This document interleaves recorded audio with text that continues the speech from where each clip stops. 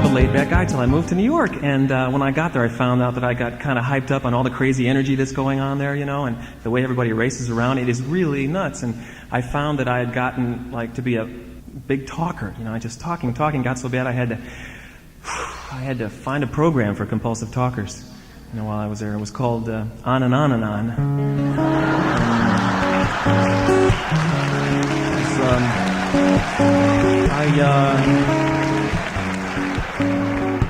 It was really 48 steps. You know what? I work on cruise ships a lot, and it's a condensed space, and you've got people from, it's like you've got the whole world right in front of you in a condensed space. So, for instance, on a cruise ship, you can see the evolution of marriage. You've got everything from your young married couples all the way to the intermediate, 10 to 30 years, all the way to 50-plus years of marriage. The evolution of marriage right in front of you. You watch the young married couples walk around, and you can just tell by looking at the husband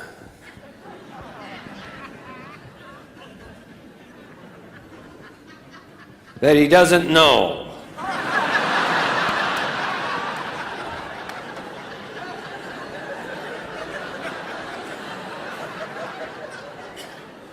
That he's no longer in charge.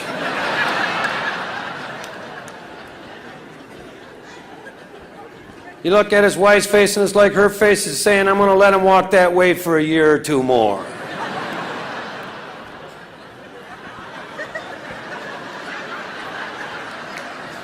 But then you've got the intermediate 10 to 30 years of marriage. Watch the husband there, completely different walk. He's very hesitant. He's walked with his wife many, many times, and he knows she could dart off in any direction.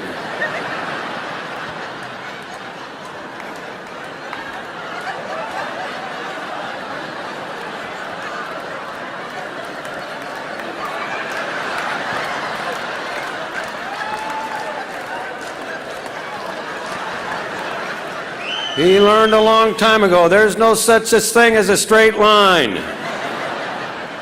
He's pretty sure the cruise is his idea, he just doesn't remember how he came up with it.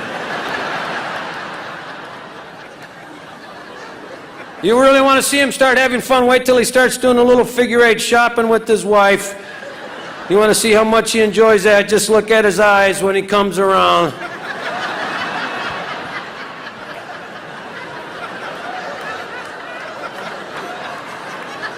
You watch long enough, you'll actually see him devolve into Al Gore.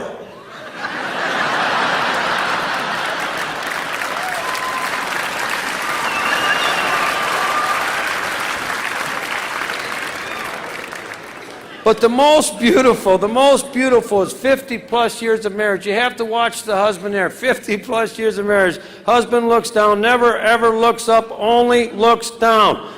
When he walks, he just puts one foot forward, slides the other one up. That's as fast as he goes. He learned a long time ago, the less distance you cover, the less distance back. Never, ever looks up. You can even ask him why. Why don't you look up? He'll tell you, my wife's taking pictures. You get behind him in the hallway, you'll get there when he's good and ready for you to get there.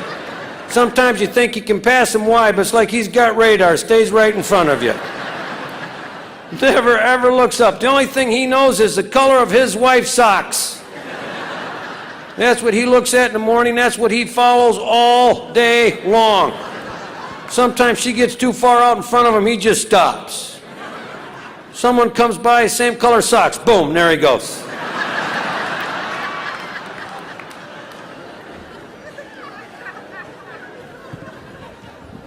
I think experience helps out marriage a lot. What at one time might have ended up in an argument now might not because of experience. And I'll give you an example of that. This happened in my house. I'm not making this up. I'll simply preface this story by saying it was that time of the month. And it was. Okay, just a handful of people know what I'm talking about. I'm sitting at the kitchen table pouring some cereal for breakfast. My wife comes in the room and very nicely asks, shall I make us some bacon and eggs? I assumed my pouring the cereal was the answer. Okay, a lot of you are missing a key point here. I did not verbally respond. My wife leaves the room, I pour the milk, I'm eating my cereal, I'm relatively happy. Because I still don't know that I've messed up. My wife comes back in the room, sees me eating the cereal, and that caused a chemical reaction. Her eyes rolled back, and her voice, "You are rude!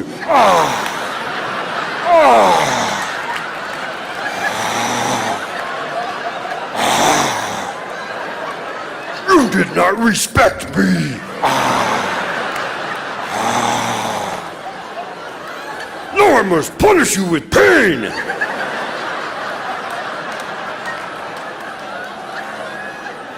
Receive your punishment now! This is where experience kicked in. I knew immediately, do not make eye contact, look down. Don't move, movement will attract it. Play dead.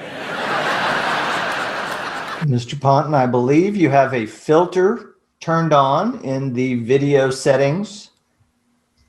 You might want to take We're a look. trying to, can you hear me, Judge? I can hear you. I think it's a filter. It is, and I don't know how to remove it. I've got my assistant here. She's trying to, but I'm prepared to go forward with it.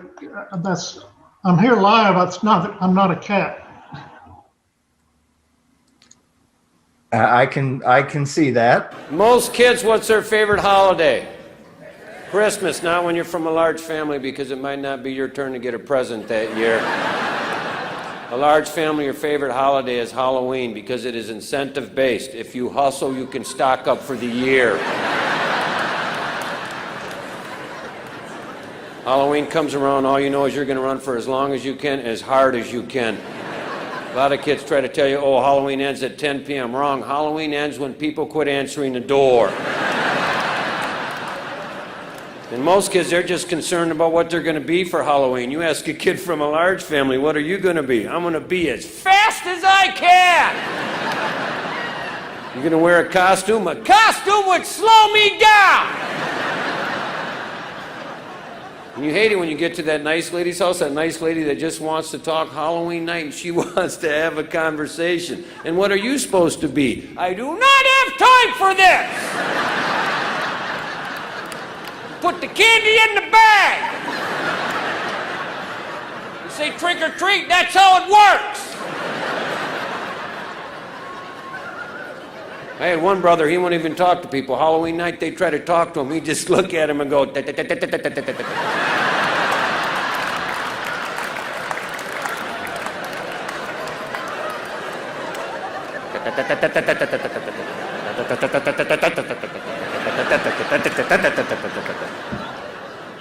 I've seen grown men just back away, just throw candy at him, maybe he'll leave.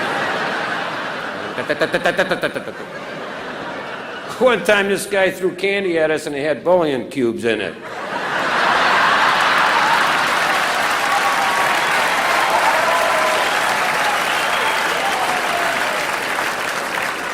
A lot of kids were spitting them out. We liked it. We went back. You know what house you love Halloween night, though? You love the lazy guy's house. The lazy guy that does not want to answer the door. So his solution is to put a bowl full of candy on his front porch with the note, please take one. We not only dumped the bowl, we took the bowl. We took the note because you want to show other kids, you got to read this. This is funny. And we use pillowcases because they hold up. You get some candy in a pillowcase and then you see that kid with the paper bag. Whack!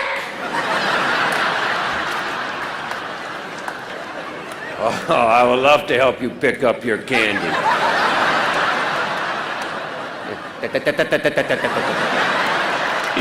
YouTube, which you mentioned, Dame Caroline, already do it. Kids do it. YouTube Kids do it. And the BBC are also now embracing this. Why, and I apologise for my cat's tail, why are you not doing this by default? Rocco, could you tell them? You can't hit, you can't touch younger brothers, sisters, however you can scare. Scaring is legal. The best scare I ever did in my entire life, I did on my brother Derek. At the time I was 14, he was 7. I am very proud of this. Very, very proud, extremely proud. Every Friday night we would stay up late and watch monster movies. We love monster movies. This particular Friday night, it's past midnight, everyone else is in bed, our movie's on, and I had a plan. You know, the kind of plan that's so good you can't even look at it because you'll laugh and give it away. You know it's going to work and you already feel kind of bad about it. Now, as our movie's progressing, I'm getting up throughout the movie and turning off every light in the house until eventually it's completely dark except for the TV. Derek, I'm tired. I'm going to bed. I'm only 7. I need help to watch a monster movie. No, man, I'm tired. Went upstairs. As soon as I got upstairs, took my shoes off, snuck back down the stairs, went the other direction into the kitchen next to the room he's in. He doesn't know I'm there. My plan's working. You ever hear those noises late at night when you were a kid and you would wonder if someone was in your house? This night, I'm making these noises and having fun doing it.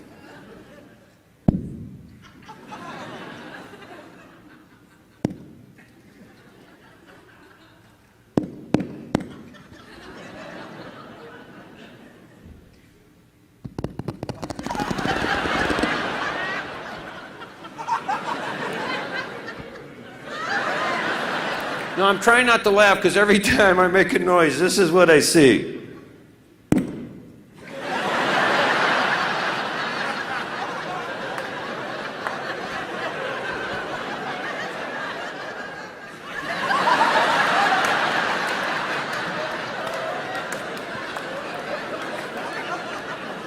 So I just kept making the noises because I'm having fun.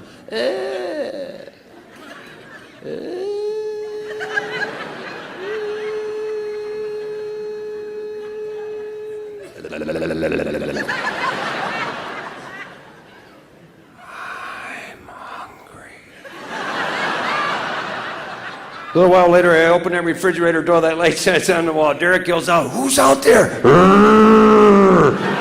He panics, he's chugging down the hallway. I know I gotta catch him before he gets to our parents. He rounds the corner, all he can see coming at him is this big dark object. He's got 2 choices in his mind: fight this monster and die or jump through the window. He jumped through the window!